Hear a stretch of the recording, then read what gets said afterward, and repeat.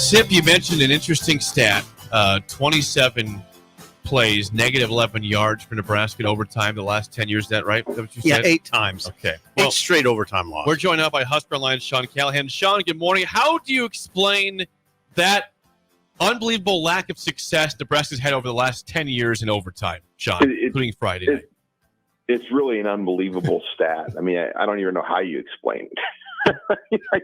And I'm sure, I don't know who could come up with the research because it would take a lot of time, but there can't be anything close to it in college football. And I feel like we've said that regarding Nebraska football a lot over the last 20 years in terms of just streaks and bad luck situations.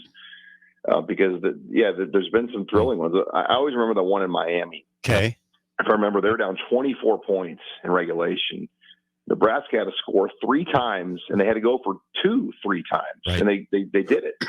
And Al Golden was on the ropes, and then Tommy Armstrong throws a pick, like the first throw of overtime. And it's like, God, I mean, they made this unbelievable comeback in Miami, and then just had it all, fall down at the end of the game. And there's so many of those like that. And, Friday night was the same way. They had a negative first play. And I always feel like overtime, it's all about getting that first down. You get that first down, and then things kind of get rolling. And Nebraska obviously hasn't been able to really do that in a long time. Yeah, the reset didn't go well for Nebraska. That some of this, Sean, is just a matter of better players. You need better players, and Nebraska hopes they got one in Dayton Raiola. Dayton Raiola commits to Nebraska on Sunday, the brother of Dylan, obviously, son of Dominic, a nephew of Donovan. What do you think of Dylan down in Buford? Or excuse me, Dayton down in Buford. A lot of Raiolas. Yeah, Dayton's a talented quarterback. I mean, he's got a lot of potential, a lot of upside. He's had to wait, for his opportunity. He didn't get started as a sophomore.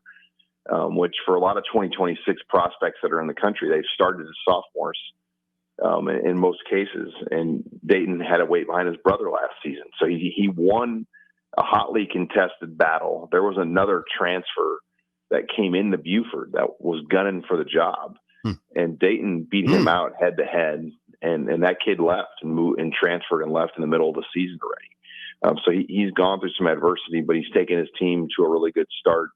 Record-wise, he's big, he's strong, he's got a great arm just like his brother, and I think playing in Buford is going to make him better. And clearly, Nebraska saw enough in these first, 4 or 5 or 6 games of the season to make the decision to bring him in. But he also saw enough. I think Dayton Raiola, after watching the first month of Nebraska football, made the call like, "Hey, I want to be a part of this," and let the coaches know. So he is the first 2026 commit for Nebraska here in the recruiting class. So by Sean Callahan. Sean, the first 2 games, the defense played very well for Nebraska. The last 2, again, 3 points. Northern Iowa, not bad. A lot of yards in that game. And then, of course, the Illinois game, 31 points and some issues getting off the field on third down. What's happened the last 2 weeks, in your opinion, defensively?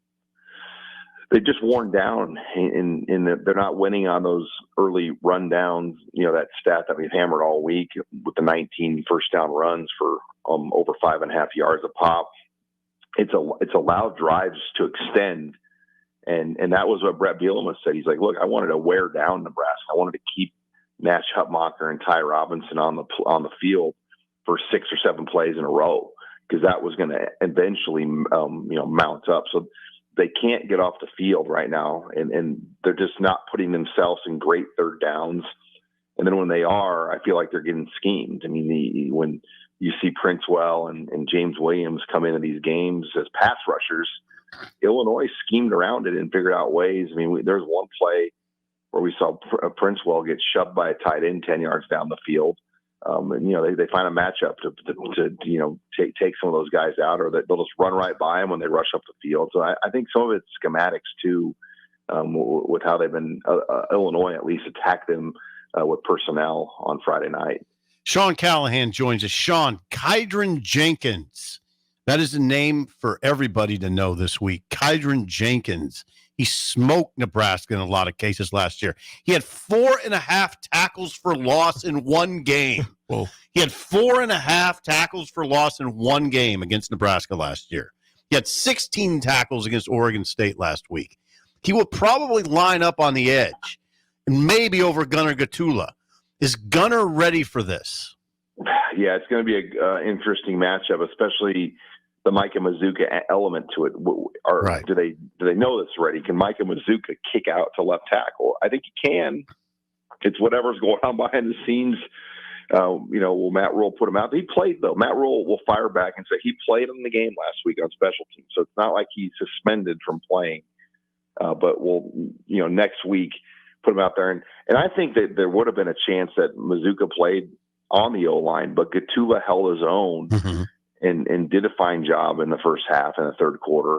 The overtime was probably where, things got pretty nuts with the blitzes and things, but that will be, and that was my burning question on Big Red Wrap-Up last night. I said, can Nebraska's offensive line hold up, knowing that there's a couple of really good edge rushers that play for Purdue? This will be a real test for Nebraska. What about Purdue's offense? Particularly, what is there anything that concerns you about Purdue's offense? Well, Maccabee and Love are good running backs. Yeah, Reggie Love, and they're physical. They're physical running backs. The way they play. So I think this is going to give them a good test in that sense. And everybody knows what Purdue's going to try to do. I mean, I think Nebraska's put it on film the last couple of weeks how to attack them. So I do think them, and the tight end for Purdue is really a good tight end too. I wish I had his name. His name is Max Clare. He's their leading receiver. Okay. So that's another. He's a good receiver, not a good blocker like Illinois had, but he's a guy to watch in the receiving game. He's their number one receiver. So that's the guy to keep there. And they've got a good offensive line. Mebo is an accomplished guy that plays tackle for them. So they've got some good linemen. Sean, always good stuff. Thanks for the time. We'll chat with you again next week. Sean, good job. Thanks, guys. HuskerOnline. Sean Callahan.